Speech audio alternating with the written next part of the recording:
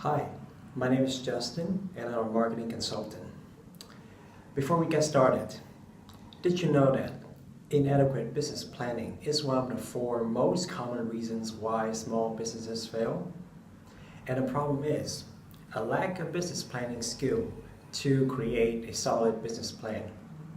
And if you are a small business owner, you might ask yourself, how can I solve that problem? Well, in today's presentation is for you. My goal is to provide you a holistic view of the business marketing planning process. And to help you understand, I will explain what it is, how it works, why it's important to know, and how you can benefit from it. First, I'm going to cover the big picture, the overview of the entire process. Then I'm going to cover and go a bit more details about the 3 stages of the process. Stage 1, collect and analyze. Stage 2, design and develop. And stage 3, implement and evaluate. First, let's talk about the big picture. The business marketing planning process, also known as the CADI process, is a process of collecting and analyzing relevant information from the situational factors, designing and developing marketing plan and marketing action plans, implementing marketing action plans, evaluating the results, and taking corrective actions in order to achieve the organization's 9 key marketing objectives, divided into 3 groups: financial, strategic, and communication. The reason why this process is so crucial for small medium businesses as it displays the opportunity for them to adapt to the market. As you can see over here, there are 3 stages in this process: collect and analyze, design and develop, then lastly, implement and evaluate. Now, let's move on to the first stage of the process, also known as the marketing audit.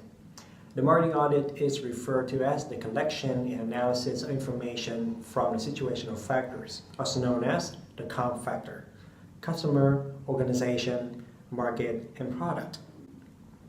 It is the articulation of the desired business position and the basis of competition within the business plan. So, why is it so important?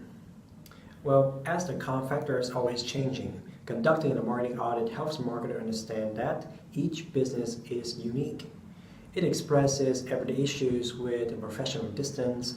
It can be compared with past audits, and it may reveal gaps between your business current position and the desired position.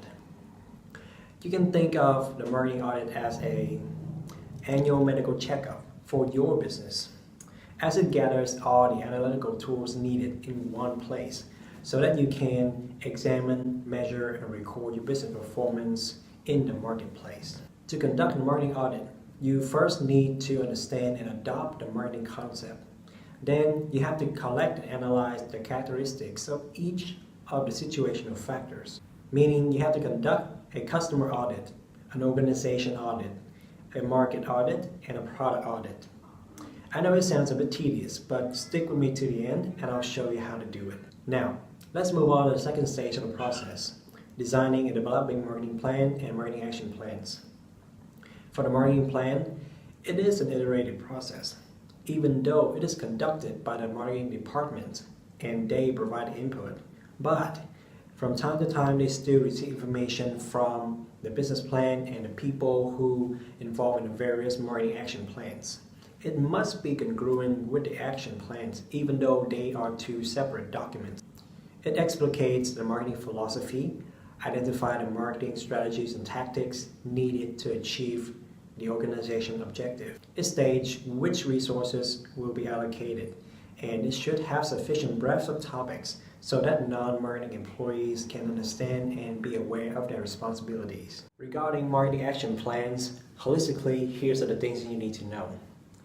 They are tactical and operational plans. They have clear, unambiguous instructions. And there are 2 types of action plan: everyday, meaning actions happen on an ongoing basis, and as needed, meaning actions only undertaken if there's a particular situation that requires attention.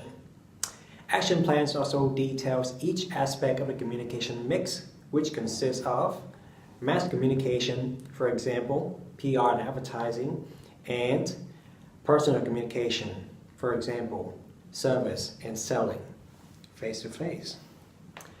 And most importantly, each action plan details how each objective will be achieved, who is responsible for implementing and evaluating, who is involved, and corrective actions that might be needed. We're now moving on to the last stage of the process, implementing and evaluating. After implementing the marketing action plans, you can start evaluating them as you conduct your everyday marketing research. Nothing will go as planned and you are likely to find some deviations, and that's perfectly normal.